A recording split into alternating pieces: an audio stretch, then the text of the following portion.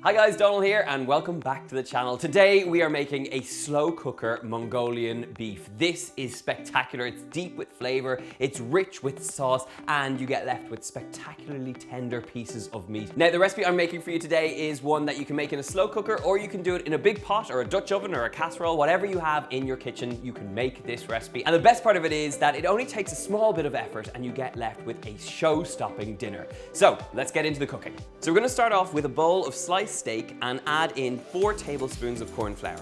Mix it together until the steak pieces are nicely coated. Now, the beauty of this recipe is that if you did want to do this in a slow cooker, at this point you dump in all the ingredients, it slow cooks on high for about 3 hours or 5 hours on low, and you get left with gorgeously tender meat. But I would say it's just as easy to do it in a casserole pot like we're doing. So to a large casserole, we're gonna add some sesame oil on a high heat, and we're gonna fry off the steak until it's browned on all sides. Then add in the garlic, some chili, and some ginger, and you're gonna fry that off for another minute or so.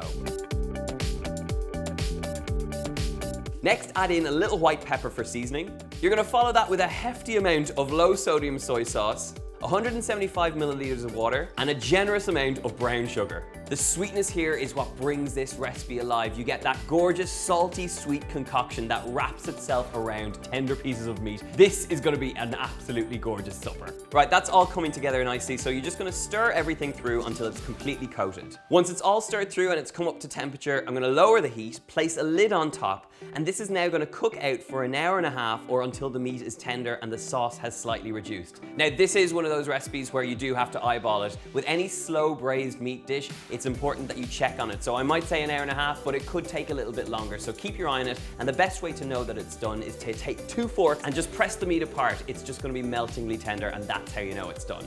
Now it's time to serve up. So place the beef on a plate and add some cooked egg noodles and cucumber slices. I mean, look at that. That is one serious dinner that takes the most tiny bit of work and absolutely spectacular results. Now, if you like this recipe and you want to recreate it at home, I will leave a link in the box below, which will bring you over to my website where you'll get all the recipe details. As always, leave a comment letting me know what you think of this recipe. Hit that subscribe button and ring the bell for notifications to be the first to know when these beautiful recipe videos land. Of course, guys, enjoy this recipe and I'll see you soon. Bye.